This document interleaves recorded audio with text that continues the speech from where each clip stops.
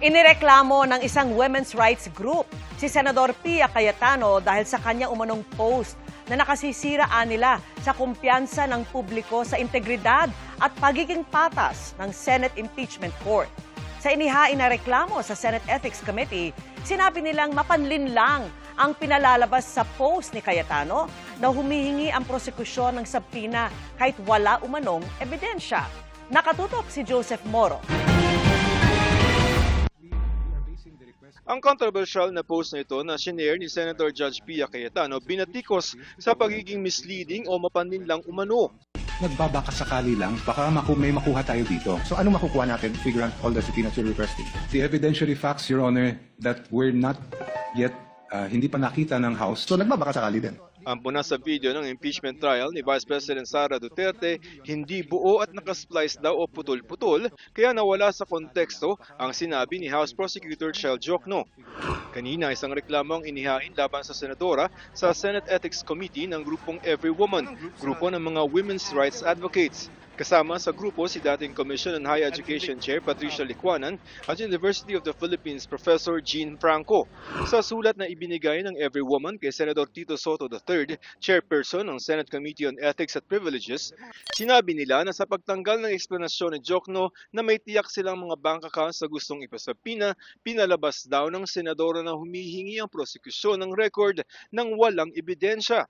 Naglagay pa raw ng text na nagbabakasakali lamang at wala mga ebidensya pero nag-aakusa na.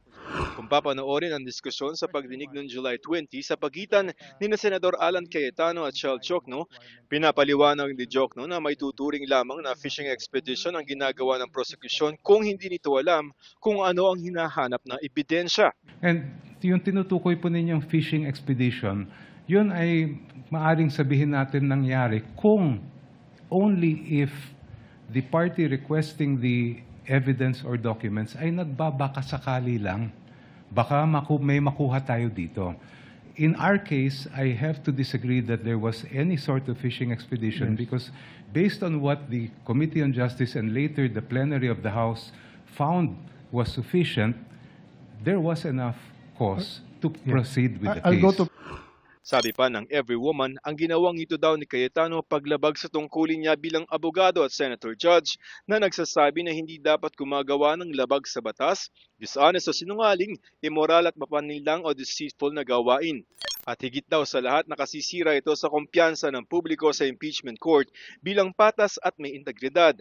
We encourage and we demand that there should be an investigation and if needed, there should be a sanction towards her action. Hinihingan pa namin ng reaksyon tungkol dito si Senador Cayetano pero bago ang paghahain ng complaint laban sa senadora, nagkaroon kami ng pagkakataong matanong siya tungkol sa issue. Would you like to comment sa issue niyo kay Jokno? Why? Ang walang comment sa Jokno? I mean, ma'am, sinasabi nila it's not being fair?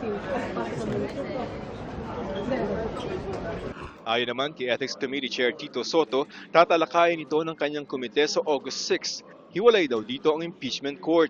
Anything that has to do with the Senate, we will, as much as possible, will not allow it to be transgressing into the work of the impeachment. Even if these are actions stemming from...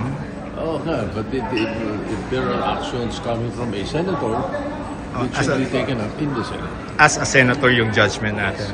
Ayon sa Senate Impeachment Court, kung walang magbibigay ng manifestasyon tungkol dito sa korte, ay walang pwedeng maging aksyon ang korte. Yan yung sinasabi ni PO na passive court. Kung walang magre-raise, wala tayong Tama ka dyan.